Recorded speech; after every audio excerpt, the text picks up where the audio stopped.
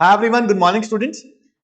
बच्चों, elasticity of demand chapter, theory of demand and elasticity of demand, इस chapter में अब तक हम पहुंच चुके हैं methods, price elasticity of demand के मैथड्स तक।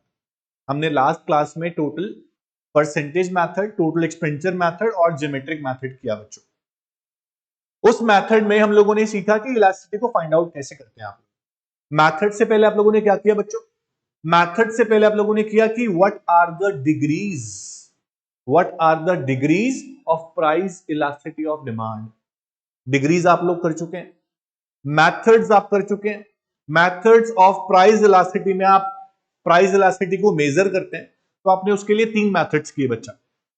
आपने किया परसेंटेज प्रोपोर्शनेट मेथड, आपने किया ज्योमेट्रिक मेथड जिसे हम पॉइंट मेथड बोल रहे थे, और आपने किया बच्चों टोटल एक्सपेंडिचर मेथड, मतलब टोटल आउटले मेथड, है ना। टोटल आउटले मेथड में आपने लिमिटेशन पढ़ी कि टोटल एक्सपेंडिचर या आउटले मेथड से आप सिर्फ इतना मेजर कर सकते हैं कि इलास्टिसिटी कितनी होगी, लेस देन 1, मोर देन 1 या इक्वल टू 1, दैट्स इट। इसी वजह से आपने और मेथड्स पढ़े। आपने पढ़ा पॉइंट मेथड। पॉइंट मेथड में आपने different points on demand curve पे ईडी फाइंड आउट किया कि वो इक्वल टू 1 होगा या मोर देन 1 होगा या लेस देन 1 होगा, 0 होगा या इनफाइनाइट होगा। उसके अलावा मैंने आपको बोला था बच्चों कि प्राइस इलास्टिसिटी मेजर करने के लिए एक मेथड और है, जो है आर्क मेथड। बहुत ही इंटरेस्टिंग मेथड, आज हम शुरू करने जा रहे हैं इस टॉपिक को, आर्क मेथड। तो आर्क मेथड में आप क्या पढ़ेंगे बच्चों? पॉइंट मेथड की लिमिटेशन भी है बच्चों, सुनना ध्यान से। पॉइंट मेथड में क्या होता है कि जब स्मॉल चेंज होता है प्राइस में, उससे जो रिस्पॉन्स आता है डिमांड का, उसको मेजर करने के लिए पॉइंट मेथड यूज होता है, स्मॉल चेंजेस के लिए। लेकिन अगर प्राइस में सिग्निफिकेंट चेंज हो, प्राइस में ज्यादा चेंज हो, तो उस रिस्पॉन्स ऑफ डिमांड को मेजर करने के लिए हम यूज करते हैं बच्चों आर्क मेथड। ये बहुत इंपॉर्टेंट बात है। अगर प्राइस का चेंज सिग्निफिकेंट हो, ज्यादा हो, तो हम आर्क मेथड यूज करते हैं। Arc method also known as mid point method बच्चा। कौन सा मेथड? Mid point method. ठीक है, तो आज पढ़ेंगे कि आर्क होता क्या है बच्चों। आर्क वर्ड आपने पहले सुना होगा, बट इकोनॉमिक्स में डिमांड चैप्टर में आर्क का मतलब क्या है बच्चे? पॉइंट मेथड में एक चीज मैंने आपको बोली थी कि हम डेरिवेटिव इक्वेशन यूज करके भी ईडी निकालेंगे। आज वो भी हम लोग करेंगे। अभी हम करते हैं आर्क मेथड। आर्क मेथड में क्या सीख रहे हैं बच्चों कि अगर प्राइस में सिग्निफिकेंट चेंज है, ज्यादा चेंज है, तो इलास्टिसिटी कैसे निकाली जाए। एग्जाम्पल बच्चों, सबसे पहले सुनना कि आर्क का मतलब क्या है। अगर आप एक डिमांड कर्व बनाते हैं बच्चा, आप डिमांड कर्व बनाते हैं, तो डिमांड कर्व के लिए आपके पास मान लीजिए कॉम्बिनेशन है प्राइस का और क्वांटिटी का, that is P and Q. अगर प्राइस फॉल होता है बच्चों, अगर प्राइस फॉल होता है पी टू P1 और डिमांड इंक्रीज होती है फ्रॉम Q टू Q1, आपके पास 2 पॉइंट आ गए बच्चों। आपके पास 2 पॉइंट आ गए, point A and point B. इसको आप ज्वाइन करते हैं, इसको आप ज्वाइन करते हैं, तो आपको एक कर्व मिल रहा है, downward sloping rectangular hyperbola curve, that is demand curve.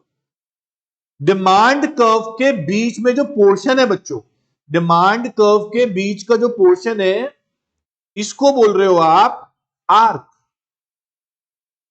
अब मेरी बात सुनना बच्चों, पॉइंट ए और पॉइंट बी, हम इन दोनों पॉइंट पे इलास्टिसिटी नहीं निकाल रहे बच्चों। आर्क मेथड में हम ना पॉइंट ए पे ईडी निकाल रहे हैं, ना पॉइंट बी पे इलास्टिसिटी निकाल रहे हैं। हम दोनों पॉइंट के बीच के पोर्शन यानी कि आर्क के ऊपर इलास्टिसिटी निकाल रहे हैं, ओवर द आर्क।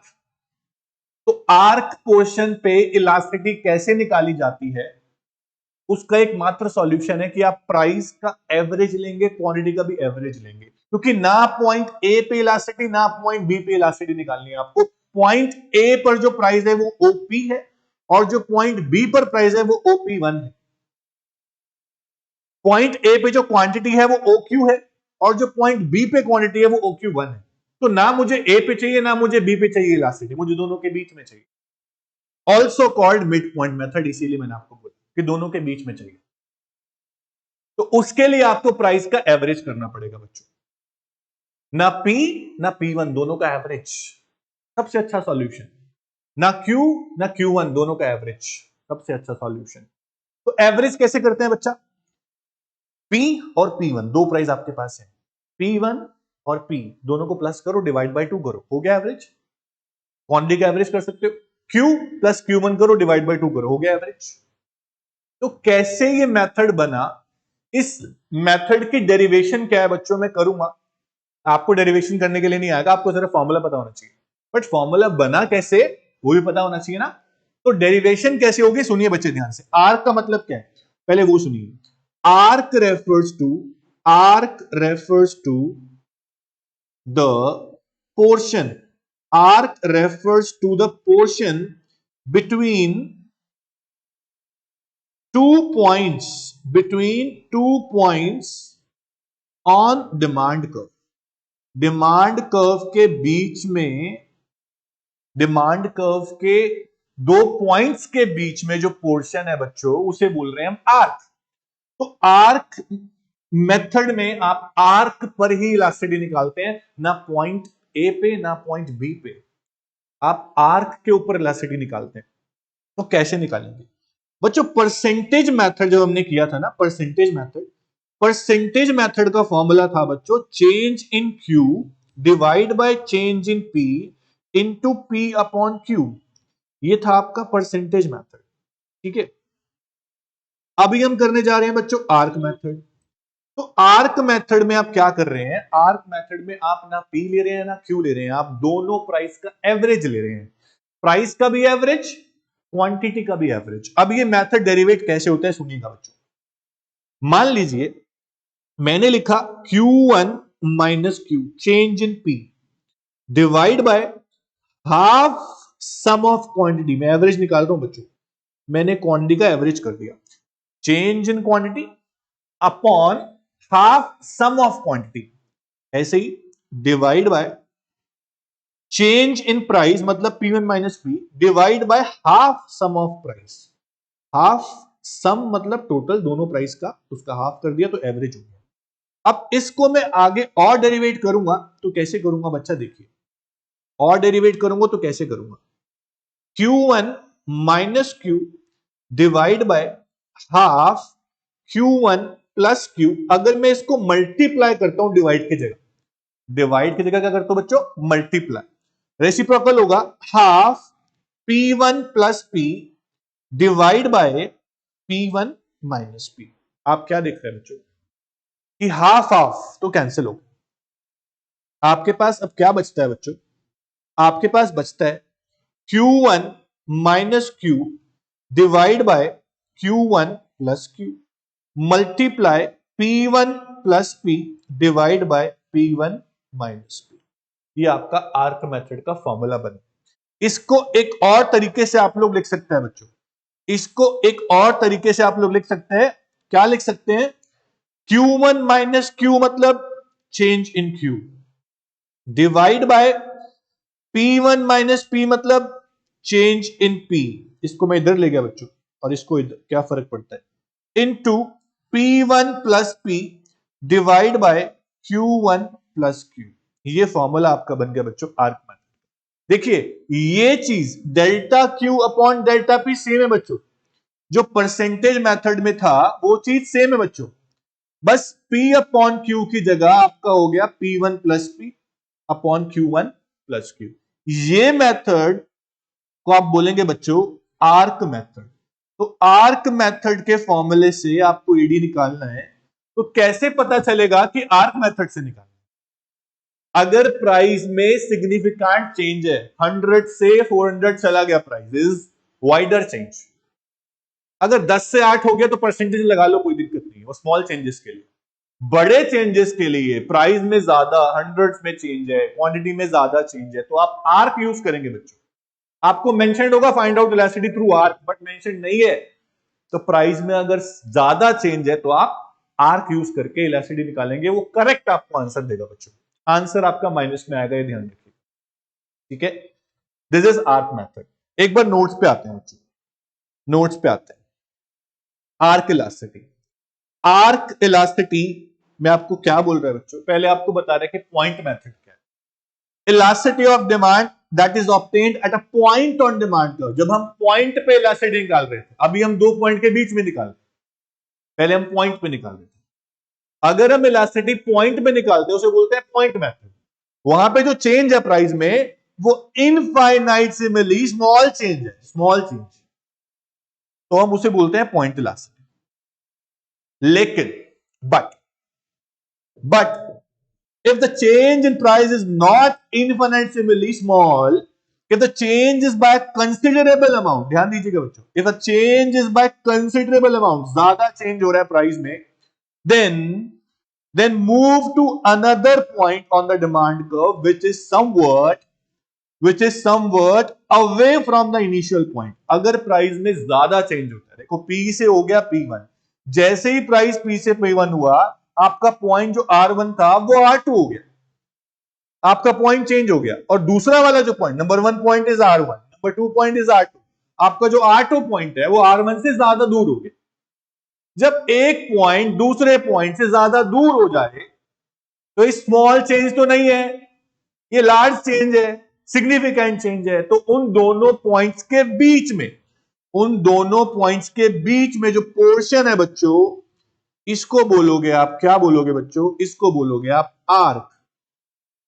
तो आप आर्क के ऊपर इलास्टिसिटी निकालेंगे, ना पॉइंट R1 पे ना पॉइंट R2 पे, आप इलास्टिसिटी निकालेंगे आर्क पे। तो आगे बोल रहा है बच्चों, in this case the elasticity of demand is obtained over the arc of the demand curve between the 2 points, it is called arc elasticity of demand। so simple, that's it। आगे समझ, formula क्या है आपको बता दिया गया बच्चों। तो यहां भी एक फॉर्मूला मेंशन्ड है आपको। फॉर्मूला क्या है बच्चों, P1 plus P2 divide by Q1 plus Q2 multiply Q2 minus Q1 upon P2 minus P1। इसको और कैसे लिख सकते हैं बच्चों, P1 प्लस P2 का मतलब यहां पे क्या है, जो हमने सॉल्व किया है वहां P1 प्लस P है, बात तो एक ही है बच्चों। नीचे Q1 plus Q2 into Q2 minus Q1 क्या है बच्चों, बोलो, change in Q। P2 minus P1 क्या है बच्चों, चेंज इन प्राइस। तो बच्चों फॉर्मूला वही है, तरीका अलग अलग। तो बहुत सिंपल फॉर्मूला, इसे बोलेंगे आर्क मेथड। ठीक है बच्चों, समझ में आप लोगों को बोलो तो आर्क मेथड से न्यूमेरिकल सॉल्व करने के लिए आएंगे तो कर दोगे बच्चों, यस सर। अच्छा, उसके बाद आपको लास्ट क्लास में बताया गया था बच्चों कि पॉइंट मेथड में, ज्योमेट्रिक मेथड में आप लोगों ने अलग अलग पॉइंट पे इलास्टिसिटी निकाला डिमांड को। मैंने आपको बोला कि डेरिवेटिव इक्वेशन का यूज करके भी आप लोग इलास्टिसिटी निकाल सकते हैं। आपको अगर क्वांटिटी की इक्वेशन गिवन है, इक्वेशन की फॉर्म, और प्राइस की वैल्यू गिवन है, बोल रहा है find out ED through point method, अब डेरिवेटिव करना पड़ेगा। एग्जांपल देखिए बच्चों, एग्जांपल, ये फॉर्मूला आपके सामने है बच्चों, ये फॉर्मूला आपके सामने है, D q upon D P into P upon Q. इसको कैसे करेंगे बच्चों, इससे कैसे सॉल्व करेंगे, कल छूट गया था, लास्ट क्लास में छूट गया था। अब देखिए बच्चों कैसे करेंगे, ध्यान से सुनिएगा बच्चों। फॉर एग्जाम्पल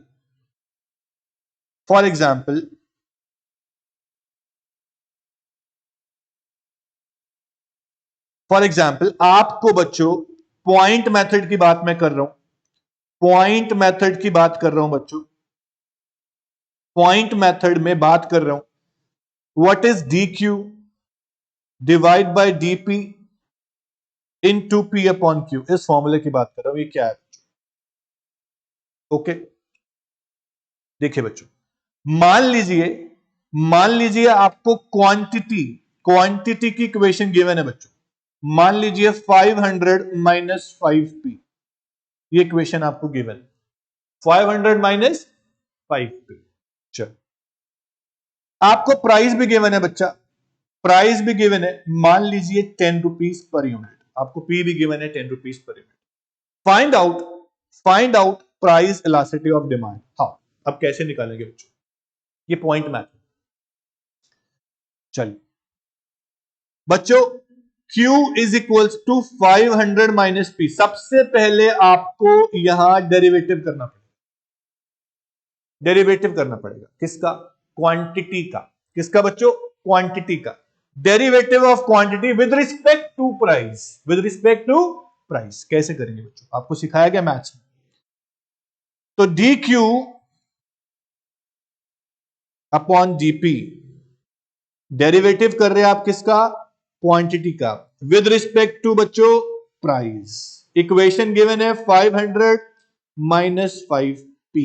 ओके, चलिए अब सबसे पहले ये तो हो गया बच्चों 500 का जीरो, minus with respect to price आपका आया 5, दिस इज -5। आपका d q upon dp, d q upon dp differentiation derivative of quantity with respect to price is -5, और we can say that dq upon dp is equals to delta q upon delta p की value आपके पास आ गई बच्चों -5। d means here delta, derivative करा तो change आपने निकाल लिया। Change in q upon change in p की वैल्यू आप डेरिवेटिव से ऐसे निकालेंगे बच्चों। जो वैल्यू -5 आए किसकी वैल्यू है? ये वैल्यू है change in q upon change in p की। ओके, -5। अब फॉर्मूला आपके पास है बच्चों dq upon dp into p upon q। Value put करेंगे बच्चों। dq अपॉन dp की जगह आपने डाल दिया बच्चों -5, p आपको गिवन था बच्चों 10, q आपको गिवन नहीं है बच्चों। आप p की वैल्यू जो 10 है इस इक्वेशन में डालो और वैल्यू निकालो q की।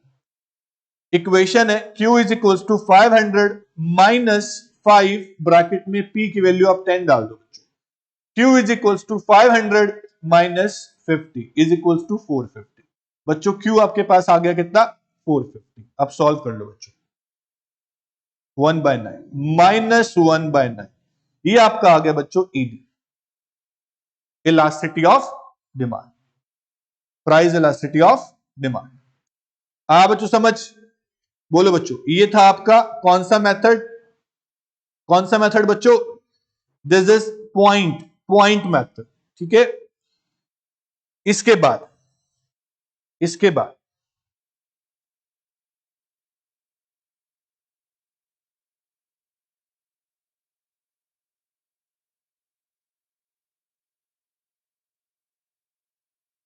-1.9 बच्चों। पॉइंट मेथड के बाद आप लोग क्या करेंगे? 1 सेकेंड बच्चों।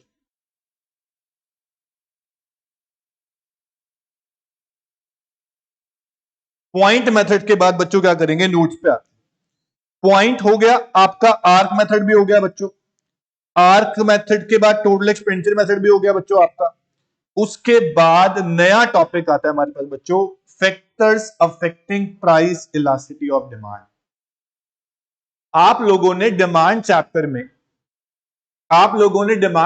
में डिमांड के फैक्टर्स किए थे बच्चों, डिमांड के डिटर्मिनेंट्स, डिमांड फंक्शन किया था ना बच्चों। जैसे आपने डिमांड फंक्शन किया था वैसे ही यहां पे एक टॉपिक और है, वो डिमांड के फैक्टर्स थे, ये है इलास्टिसिटी ऑफ डिमांड के फैक्टर। यहां हम क्या पढ़ेंगे बच्चों? ऐसे कौन कौन से फैक्टर्स हैं जो इलास्टिसिटी को अफेक्ट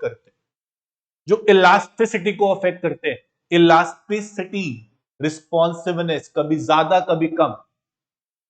अगर रिस्पॉन्स ज्यादा आता है डिमांड में बच्चों, अगर डिमांड में रिस्पॉन्स ज्यादा आता है बच्चों, तो आप बोलते हो demand is more elastic sir.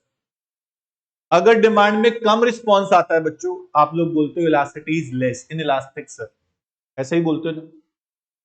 तो इन फैक्टर्स में आपको यही बताना है बच्चों कि डिमांड इलास्टिक होगी या इन इलास्टिक होगी। तो कैसे बताएंगे आप लोग बच्चों? अगर डिमांड में चेंज ज्यादा आ रहा है, प्राइस के चेंज होने से आपको लग रहा है डिमांड में चेंज ज्यादा आ रहा है, आप बोलोगे सर इलास्टिक डिमांड है। क्या बोलोगे सर? Elastic demand. अगर डिमांड में चेंज कम आ रहा है बच्चों या नहीं आ रहा है, आप बोलेंगे डिमांड इन इलास्टिक है सर। क्या बोलेंगे? इन इलास्टिक है, लेस इलास्टिक है सर। प्रैक्टिस करने से आएंगे बच्चों, है थ्योरेटिकल टॉपिक लेकिन प्रैक्टिस करने से आएगा, इंपॉर्टेंट है, ध्यान से सुनिएगा, बहुत सारे एमसीक्यू बन सकता है बच्चों। चलो सबसे पहले नेचर ऑफ कॉमोडिटी। बच्चों कॉमोडिटी यानी गुड्स, का नेचर कई तरीके का हो सकता है। कॉमोडिटी यानी गुड्स का नेचर डिफरेंट डिफरेंट टाइप का हो सकता है बच्चों। कॉमोडिटी लग्जरी भी हो सकती है बच्चों, नेसेसिटी भी हो सकती है, और कंफर्ट भी हो सकती है। सर ये क्या होता है बच्चों? नेसेसिटी आप लोगों को पता है ना, जरूरत, जरूरी चीजें, food, cloth, medicine are the necessity things. इनके बिना हम सर्वाइवल नहीं करते बच्चों। और लग्जरीज क्या होता है? Branded items, AC, TV, LED, ये सब क्या है? लग्जरी है। Luxury cars, luxury watch, luxury mobile phones, ये सब क्या है? लग्जरी है। कंफर्ट्स क्या है बच्चों? कंफर्ट जिस पे आप आराम करते हैं, आरामदायक चीजें, जरूरी नहीं है, बस आरामदायक चीजें। बच्चों घर पे फैन लगा होता है, कूलर लगा होता है, आरामदायक। AC is not comfort, AC is luxury. Sofa होता है, आराम से लेटते हैं आप लोग, सोफा क्या है? कंफर्ट। ये कंफर्ट। तीनों गुड्स की इलास्टिसिटी अलग अलग। अगर हम बात करते हैं बच्चों नेसेसिटी गुड्स की, सबसे पहले किसकी बात करते हैं? नेसेसिटी गुड्स की। तो ध्यान दीजिएगा, when a commodity is necessity like food grains, vegetables, medicines, etc., its demand is generally inelastic. Why? Its demand is generally inelastic. Why? Sir सबसे पहले इनइलास्टिक का मतलब क्या है? लेस चेंज और नो चेंज। नो चेंज को perfectly elastic बोलते हैं आप लोग। आप यहां लेस चेंज या चेंज नहीं हो रहा आप मान के चलेंगे फैक्टर्स। अगर प्राइस इंक्रीज होगा बच्चों, नेसेसिटी गुड्स का प्राइस इंक्रीज हो गया बच्चों, बढ़ गया, मेडिसिन महंगी हो गई, फूड महंगा हो गया, तो क्या आप नहीं खाएंगे बच्चों खाना? भूखे मरेंगे? नहीं। प्राइस बढ़ेगा तो भी आप डिमांड करेंगे, जितनी कर रहे हैं उतनी करेंगे। जितनी भूख है उतना खाएंगे। प्राइस कम हो गया तो भी उतना ही खाएंगे जितनी आपको भूख है। ज्यादा एक्सेस में नहीं खा जाएंगे आप, है ना? पेट तो उतना ही है ना छोटा सा। तो प्राइस इंक्रीज होने से या प्राइस डिक्रीज होने से medicine, food, vegetables, other necessity things, इनकी डिमांड में कोई चेंज नहीं आता, वेरी लेस चेंज। आता भी है तो very less change. Therefore demand for necessity goods is inelastic. That's it. Okay. Next आता है बच्चों comfort. Comfort goods as like fan, cooler, sofa are comforts. अगर कंफर्ट के प्राइस बढ़ जाता है बच्चों, कंफर्ट के प्राइस बढ़ जाता है, सोफा महंगा हो गया, कूलर महंगा हो गया, आप सोचते हैं डिमांड थोड़ी कम कर देते हैं। हाँ कूलर चाहिए गर्मी में, एसी नहीं है तो, बट कूलर बहुत महंगा हो गया, आप डिमांड थोड़ी सी कम कर, लेने वाले लेते हैं, थोड़ी सी कम कर देते हैं। तो कंफर्ट की डिमांड में एज कंपेयर टू नेसेसिटी, आप कंपेयर कीजिए बच्चों, as compare to necessity goods comfort की डिमांड इलास्टिक है। नेसेसिटी गुड्स में चेंज नहीं आएगा, प्राइस बढ़ गया तो कंफर्ट में चेंज आ सकता है, चाहे थोड़ा सा आए बट आएगा। तो elasticity demand for comfort is elastic. Okay. When a commodity is comfort like fan, refrigerator, etc., its demand is generally elastic as consumer can postpone its consumption. जिन चीज को हम पोस्टपोन कर सकते हैं, आज नहीं तो कल ले लेंगे, आज महंगा है तो कल सस्ता होगा, कल लेंगे। आपने डिमांड को पोस्टपोन किया, बट आपने मेडिसिन को पोस्टपोन नहीं किया, आपने फूड को पोस्टपोन नहीं किया, आपने कार को, सॉरी फैन को, कूलर को, सोफा को आपने पोस्टपोन किया। क्योंकि उसे आप पोस्टपोन कर सकते हैं। अगर आप पोस्टपोन कर सकते हैं, आप डिमांड में चेंज कर रहे हैं, आज नहीं तो आप कल करेंगे। तो डिमांड इज जनरली इलास्टिक। अब आते हैं बच्चों लग्जरीज पे। Luxuries like AC, luxury cars, branded mobile phones, high and clothes, इनके प्राइस में अगर थोड़ा सा चेंज आता है, थोड़ा सा प्राइस फॉल हो जाता है, इनकी डिमांड काफी ज्यादा बढ़ जाती है, काफी ज्यादा चेंज होती है। लोग लग्जरीज के प्राइस अगर कम हो गए, लोग भागते हैं, लोग डिमांड को फटाफट से पकड़ते हैं। तो लग्जरीज की demand as compare to comfort more elastic. समझ रहे हैं आप?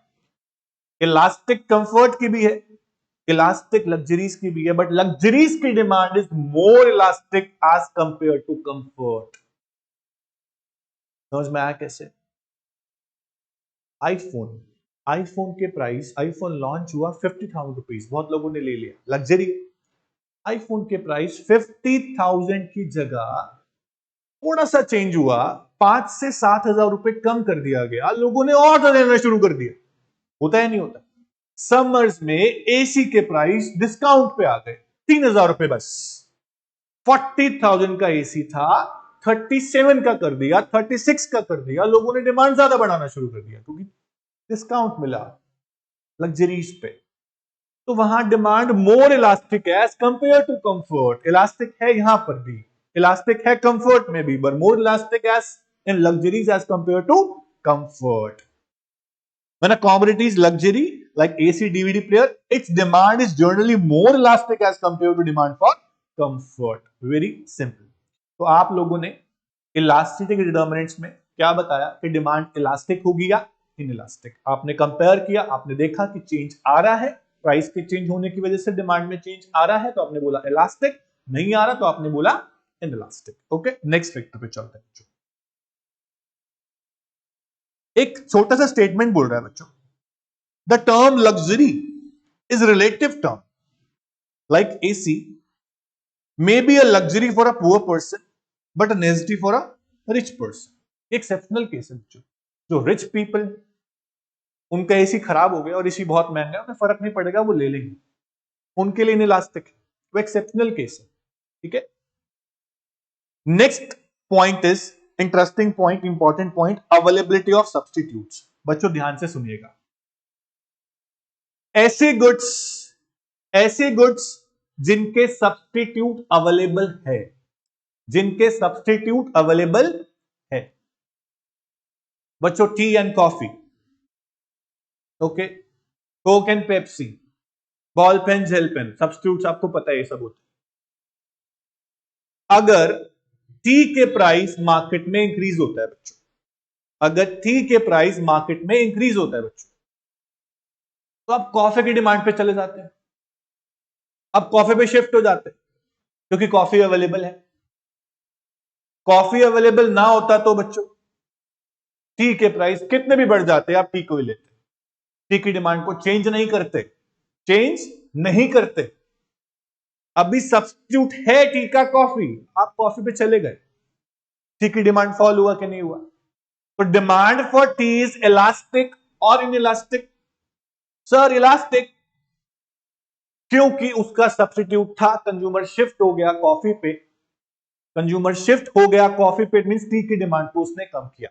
तो जिन गुड्स के सब्स्टिट्यूट अवेलेबल होते हैं बच्चों, उनकी डिमांड हम चेंज कर सकते हैं क्योंकि सब्स्टिट्यूट है। तो अब क्या बोलोगे? If substitute for any commodity is available, demand is elastic because as price fall or rise, consumer can shift to other good, therefore demand is elastic.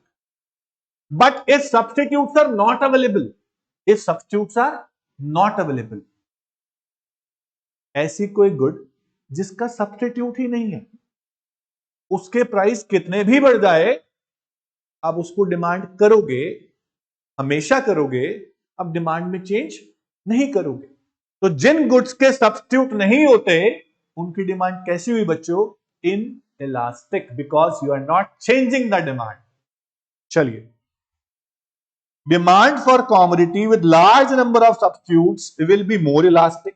Reason is that even a small rise in price will induce the customer to go for its substitute. Demand change कर देगा, थोड़ा सा price कम हुआ या थोड़ा price बढ़ा, दूसरे पे चला गया। एग्जाम्पल दे रहे बच्चों, rise in price of Pepsi encourage buyer to buy Coke, क्या फर्क पड़ता है? And vice versa. Thus, availability of substitutes make the demand sensitive to change in the prices. On the other hand, if any commodity with few or no substitutes, like wheat and salt, salt का substitute नहीं है, price बढ़ेंगे तो भी हम उतना ही लेंगे, हम डिमांड को चेंज नहीं करेंगे बच्चों। तो सॉल्ट का सब्स्टिट्यूट नहीं है, इसलिए हम डिमांड करते ही रहते हैं, उसी की शिफ्ट नहीं होते अदर गुड पे, क्योंकि सब्स्टिट्यूट नहीं है। तो demand for salt is inelastic because we are not changing the demand. Clear बच्चों? Good. Now next determinant is income level. Income level बहुत ध्यान से, बहुत तरीके से कान लगा के सुनना बच्चों. Income level very interesting point, very interesting. चलिए बच्चों, एक ऐसा पर्सन जो रिच है, क्या है? रिच है. रिच पीपल जिनकी इनकम बहुत ज्यादा होती है, जिनकी इनकम बहुत ज्यादा होती है, वो जो भी गुड्स परचेज करते हैं, जो भी गुड्स वो परचेज करते हैं, उन गुड्स के प्राइस में इंक्रीज हो गया, उन गुड्स के प्राइस में इंक्रीज हो गया. तो जिनकी इनकम बहुत ज्यादा है, रिच है, क्या फर्क पड़ता है बॉस? प्राइस बढ़ा नहीं बढ़ा, उन्हें क्या फर्क पड़ता है? रिच पीपल जिनका इनकम लेवल बहुत हाई, उनको कोई फर्क नहीं पड़ता कि प्राइस बढ़े या कम. तो elasticity of demand for high income people is always inelastic. उन्हें फर्क नहीं पड़ता प्राइस हाई है या फॉल है, वो डिमांड करते ही रहेंगे, वो डिमांड को चेंज नहीं करेंगे. बट जिनका इनकम लेवल लो होता है, मिडिल क्लास इनकम ग्रुप, वो सोचता है कि प्राइस कम होगा तो लूंगा, प्राइस बढ़ेगा तो कम लूंगा. जिनकी इनकम लेवल लो है as compare to high income group, demand for those people will be elastic. वो लोग चेंज करेंगे, उनके पास इतना पैसा नहीं है कि चलो कुछ भी ले लो, फर्क नहीं पड़ता. समझ में आ रहा है बच्चों? जिनकी इनकम बहुत ज्यादा है, उनके लिए डिमांड इनइलास्टिक है, उन्हें फर्क नहीं पड़ता. जिनकी इनकम रिच पीपल के कंपैरिजन में कम है, उनके लिए डिमांड इलास्टिक है, वो लोग चेंज करेंगे. चलिए शुरू करते हैं. Elasticity of demand for any commodity is generally less for higher income people as compared to people with low incomes. It happened because rich people are not influenced much by change in price of good, but poor people are highly influenced by increase or decrease in price of goods. As a result, lower income group is highly elastic with respect to some goods. समझ में आ रहा है बच्चों? Okay चलिए next determinants. बच्चों हम सभी determinants में क्या पढ़ रहे हैं कि डिमांड इलास्टिक है या फिर इनइलास्टिक है. अगर डिमांड में चेंज आ रहा है due to change in price तो हम बोल रहे हैं डिमांड इलास्टिक है. अगर डिमांड में चेंज नहीं आ रहा है तो हम क्या बोल रहे हैं? इनइलास्टिक है. चलो next is level of price. Level of price बच्चों, ऐसी कॉमोडिटीज जिनका प्राइस बहुत ही कम है. नीडल 1 रुपए की आती होगी, मैच बॉक्स 1 या 2 रुपए की आती होगी, न्यूज़पेपर, कैंडल, ऐसी बहुत, पेंसिल, ऐसी बहुत सारी गुड्स हैं जिनके प्राइस बहुत कम है. 1 रुपए 50 पैसे या 2 रुपए. 50 पैसे में तो कुछ भी नहीं आता है बॉस, 1 रुपए में कुछ नहीं आता है, बट स्मॉल वैल्यू, बहुत कम प्राइस है बच्चों.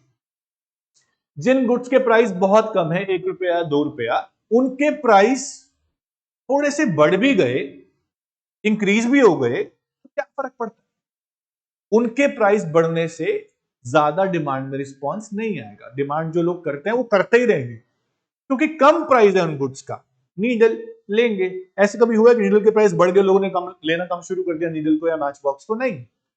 प्राइस बढ़ने पे डिमांड में इतना रिस्पॉन्स नहीं आता. तो दोज गुड्स जिनका प्राइस बहुत कम है, उनकी डिमांड कैसी है बच्चों? In elastic. कैसी है बच्चों? In elastic. लेकिन जिन गुड्स का प्राइस हाई है, महंगे आइटम्स, उनके प्राइस और बढ़ जाएं तो कंज्यूमर डिमांड को कम कर देता है, और उनके प्राइस कम हो जाएं तो कंज्यूमर डिमांड को बढ़ाना शुरू करता है. तो जिनके प्राइस बहुत कम है, उनकी डिमांड कैसी है बच्चों? In elastic. और जिनके प्राइस बहुत ज्यादा हैं, उनकी डिमांड कैसी है बच्चों? इलास्टिक. ठीक है चलिए. Level of price also affect the price elasticity of demand. Costly goods like laptop, AC have high elastic demand as their demand is very sensitive to change in their prices. However, demand for inexpensive goods like needle, matchbox is inelastic as change in price of these goods do not change their demand by considerable amount. Therefore, it is inelastic.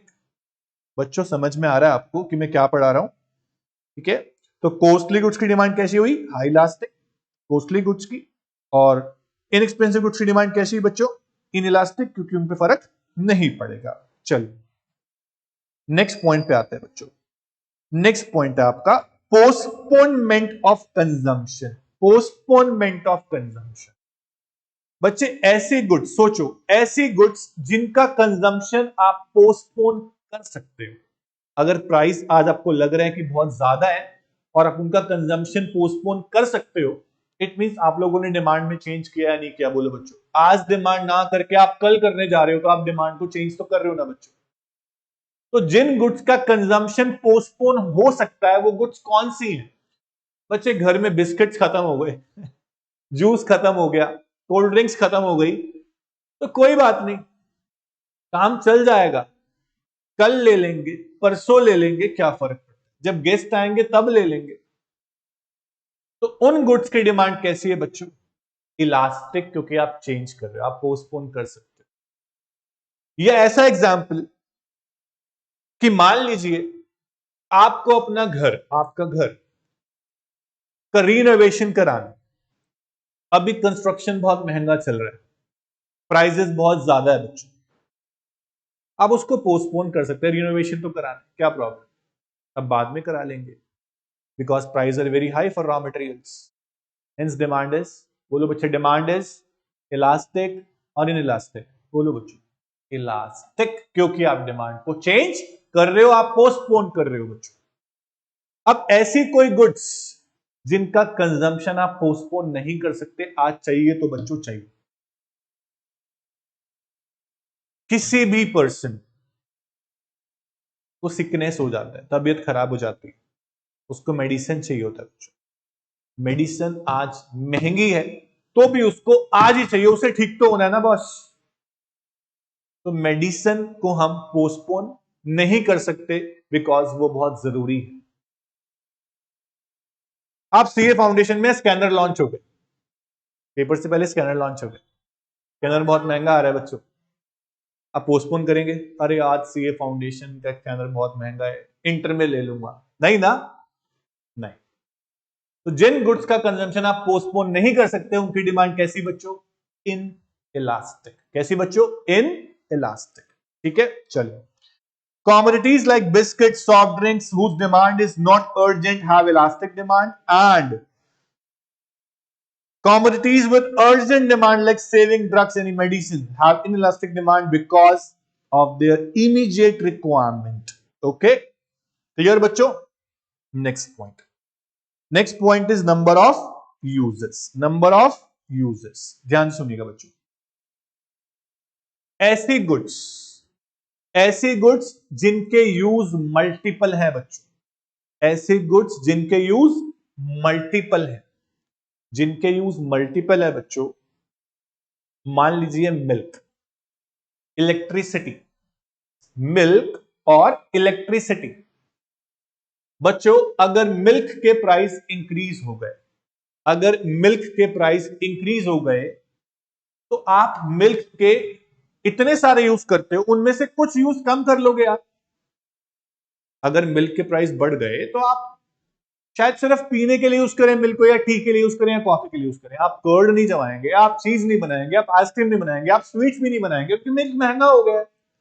तो जिन goods के multiple use होते हैं और उनके price बढ़ जाएं तो हम सिर्फ अर्जेंट यूज जो होते हैं सिर्फ वो करते हैं, बाकी यूज को हम कम कर देते हैं। आप डिमांड को चेंज कर रहे हो, आपने डिमांड को फॉल कर दिया, यूज कम कर दिया मतलब डिमांड को फॉल कर दिया, क्योंकि प्राइस बढ़ गया। तो जिन गुड्स के मल्टीपल यूज हैं उनके प्राइस बढ़ने से आप यूजेस कम कर देते हो, मतलब डिमांड कैसी है बच्चों? Elastic, simple. Electricity example same है इसी में, बिजली का बिल बहुत महंगा आ रहा है, यूनिट प्राइस बढ़ गया, इलेक्ट्रिसिटी के प्राइस बढ़ गए, तो आप सारी लाइट, सारे फैन जो ऑन करके रखते हो बिना वजह, उसको आप बंद करने लगेंगे, क्योंकि प्राइस बढ़ गए, आप उसके यूजेस कम करेंगे, है ना? तो जिनके यूज मल्टीपल होते हैं उनकी डिमांड को हम कम कर सकते हैं, ज्यादा भी कर सकते हैं, demand is elastic in nature. पर जिनके यूज है ही फ्यू या सिंगल यूज कमोडिटीज, उनके यूजेस आप ऑलरेडी लिमिटेड हैं, तो उनके यूज आप कैसे कम करेंगे? प्राइस बढ़ा तो भी यूज करना ही है, प्राइस कम हुआ तो भी इसका यूज करना ही है बच्चों। उनकी डिमांड कैसी है? In elastic. एग्जाम्पल देता हूं आपको बच्चों, शू पॉलिश। क्या है बच्चों? Shoe polish. शू पॉलिश करते हैं ना आप लोग, शू पॉलिश करते हैं। अगर शू पॉलिश के प्राइस अगर कम हो गए बच्चों, जितने की है उतने से कम हो गई, आप पूरी डब्बी लगा देंगे क्या सोफा अपने शू पर? नहीं ना बच्चों। लगा देंगे क्या? नहीं। जितना यूज करना है उतना ही करेंगे ना बच्चों। तो शू पॉलिश के यूज हम नहीं बढ़ा सकते, और महंगी हो गई तो इतनी से लगाएंगे क्या? उससे शू पॉलिश ही नहीं होगा बच्चों। जितना यूज करना है उतना करेंगे आप। तो शू पॉलिश की डिमांड इज इन इलास्टिक, उसकी यूज लिमिटेड। सिंपल। चलिए नेक्स्ट पॉइंट पे आते हैं बच्चों। नेक्स्ट पॉइंट है share in total expenditure. Share in total expenditure, हमारी इनकम का मेजर पार्ट, हमारी इनकम का मेजर पार्ट अगर जिन गुड्स पे स्पेंड होता है, जैसे बच्चों आपका लैपटॉप, आपके पास लैपटॉप होगा, लैपटॉप की कॉस्ट कम से कम 25 से 30,000 रुपए तो होती है। अगर लैपटॉप किसी का खराब हो जाता है बच्चों, लैपटॉप में प्रॉब्लम आ गया, वो ठीक नहीं हो रहा, आपको नया लेना है। एक पर्सन जो सिर्फ 50,000 रुपए महीना कमाता है, 50,000 पर मंथ कमाता है, उसका लैपटॉप खराब हो गया, उसका सारा पैसा लैपटॉप में चला जाएगा, लगभग 25-30,000 रुपए, उसको बचेगा क्या? तो जिन गुड्स पे हमारा इनकम का major part, major portion spend होता है, खर्च होता है, उन गुड्स की डिमांड कैसी होगी बच्चों? इलास्टिक। उनके प्राइस बहुत ज्यादा है, इसीलिए ज्यादा पार्ट स्पेंड हो रहा है उनके ऊपर। तो हम वेट करते हैं कि वो कब सस्ता होगा तब लेंगे। अगर जरूरत का नहीं है तो पोस्टपोन कर सकते हैं, तो हम प्राइस कम होने का वेट करते हैं। कहने का मतलब ये है, जिन गुड्स पे ज्यादा एक्सपेंडिचर खर्च होता है, ज्यादा खर्चा होता है, उनकी डिमांड इलास्टिक है, उन्हें हम चेंज करते हैं, अभी नहीं बाद में लेंगे, नेक्स्ट मंथ ले लेंगे, ईएमआई बना लेते हैं। हाँ? जिन गुड्स पे बहुत कम एक्सपेंडिचर स्पेंड होता है, आपकी 50,000 रुपए इनकम है, 2 रुपए की आपको पेंसिल लेनी है, आप सोचेंगे क्या? नहीं, इनइलास्टिक। तो जिन पे ज्यादा एक्सपेंडिचर स्पेंड होता है उनकी डिमांड इलास्टिक, भी कम होता है उनकी इनइलास्टिक। कैसे समझते हैं? Proportion of consumer income that is spent on a particular commodity also influence elasticity of demand. Greater the portion of income spent on commodity, more the elasticity. Demand for good like salt, needle, soap, matchbox tend to be inelastic because इन पे बहुत small proportion of income spend होता है। इनका price अगर change भी हुआ, consumer continue purchase करते जाता है, therefore demand is inelastic. Example है, सॉल्यूशन है, कंक्लूजन है। If the proportion of income spent on commodity is large, then demand for such commodity is elastic. अगर proportion small है, तो demand will be inelastic. Clear है बच्चों? आगे समझ आप लोगों को? दो पॉइंट और ये डिटर्मिनेंट वाला टॉपिक आपका खत्म हो जाएगा बच्चों। डिटर्मिनेंट्स क्या? पूरा प्राइस इलास्टिसिटी ऑफ डिमांड ही आपका आज फिनिश हो जाएगा बच्चों। चलिए, टाइम पीरियड, ये बहुत ज्यादा मैच हो रहा है पॉइंट किससे? पोस्टपोनमेंट ऑफ कंजम्पशन वाले पॉइंट से बच्चों। पोस्टपोनमेंट ऑफ कंजम्पशन से पॉइंट मैच होता है। आपके पास अगर टाइम पीरियड बहुत शॉर्ट, आपको शॉर्ट स्पेन ऑफ टाइम में कोई कमोडिटी परचेज करनी है, आज या कल में परचेज आपको करनी ही करनी है। आप मार्केट में जाते हैं, देखते हैं प्राइस बहुत ज्यादा है, फिर आप सोचते हैं यार कल तक तो मेरे को चाहिए, परसों में पोस्टपोन नहीं कर सकता। आप उसे लेके आएंगे नहीं लेके आएंगे? बोलो। अगर प्राइस ज्यादा है, हर जगह उसका प्राइस ज्यादा है, और टाइम पीरियड आपके पास शॉर्ट है कि मैं वेट नहीं कर सकता प्राइस फॉल होने का, मुझे आज चाहिए तो आज चाहिए, कल तक मुझे चाहिए मैक्सिमम। तो अगर आपके पास टाइम पीरियड शॉर्ट है बच्चों, less time period, you can not postpone your consumption. आप डिमांड करेंगे चाहे प्राइस ज्यादा ही क्यों ना हो, तो demand is inelastic in nature. समझ में आप लोगों को? अगर आपके पास टाइम पीरियड लॉन्ग है, लंबा समय है आपके पास, और आज प्राइस ज्यादा है कमोडिटी का, तो आप क्या बोलेंगे? बहुत टाइम है, पोस्टपोन कर देता हूं, बाद में ले लूंगा। तो वहां डिमांड कैसी है बच्चों? इलास्टिक है। ध्यान दीजिएगा, price elasticity of demand is always related to a period of time. It can be a day, can be a week, a month, a year, or a period of several years. Elasticity of demand varies directly with the time period. जितना time period बड़ा होगा उतनी ज्यादा demand elastic होगी, जितना कम time period होगा उतनी कम elastic demand होगी बच्चों. Consumer find it difficult to change their habits. अगर time period short है तो उसको चीज चाहिए तो फिर वो चाहिए. Habit भी यहां पे जोड़ दिया. In short period, in order to respond to a change in price of a good, time period अगर short है तो respond करने का time बहुत कम होता है, आप ले ही लेते हैं, तो demand is inelastic. However, demand is more elastic in long run as it is comparatively easier to shift to other substitutes if the price of commodities rises. अगर price बढ़ गया किसी commodity का, time period आपके पास है अभी, आप 2-4 दिन किसी और मार्केट में घूमेंगे, उसका सब्स्टिट्यूट ढूंढेंगे, उस पर शिफ्ट हो जाएंगे. टाइम पीरियड है आपके पास अगर तो longer the time period higher the elasticity. Consumer के पास समय मिल गया, वक्त मिल गया अपनी डिमांड को चेंज करने का या किसी और गुड्स पे शिफ्ट करने का. चलिए लास्ट पॉइंट है बच्चों, बहुत इजी पॉइंट है, habits. Habitual goods. Habit harmful goods की भी हो सकती है आप लोगों को, हैबिट्स यूजफुल गुड्स की भी हो सकती है आप लोगों को. समझ में आ रहा है? यूजफुल गुड्स की हैबिट्स कैसे? आपको हैबिट हो गई डेली नोवेल पढ़ने की, 4-4 घंटे, 5-5 घंटे, ठीक है, हैबिट हो गई आपको. अब ऐसी नोवेल्स जो आप पढ़ते हैं उनके प्राइस बहुत बढ़ जाते हैं. मान लीजिए आपको तो हैबिट लग चुकी है, चाहिए, प्राइस ज्यादा हो तो भी मुझे चाहिए.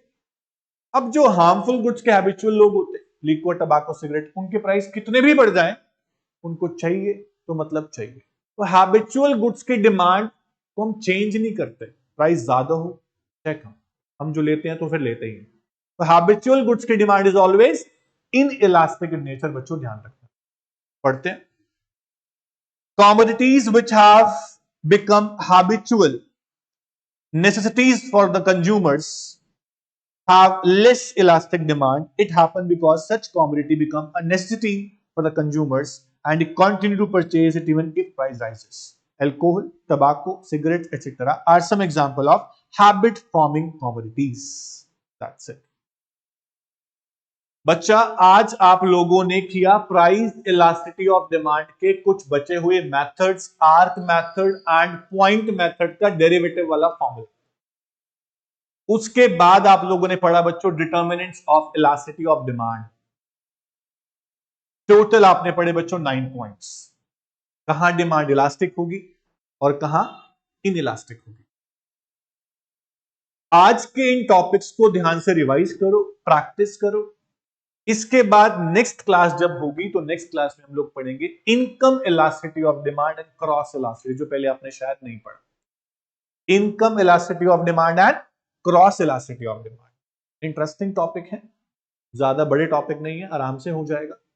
ठीक है, तो नेक्स्ट क्लास में आपको प्रीवियस वाला अच्छे से ऑन टिप्स रिवाइज होना चाहिए. आज की क्लास को ये क्विट करते हैं. I am Gaurav Jadeja, faculty of economics. Thank you, bye bye.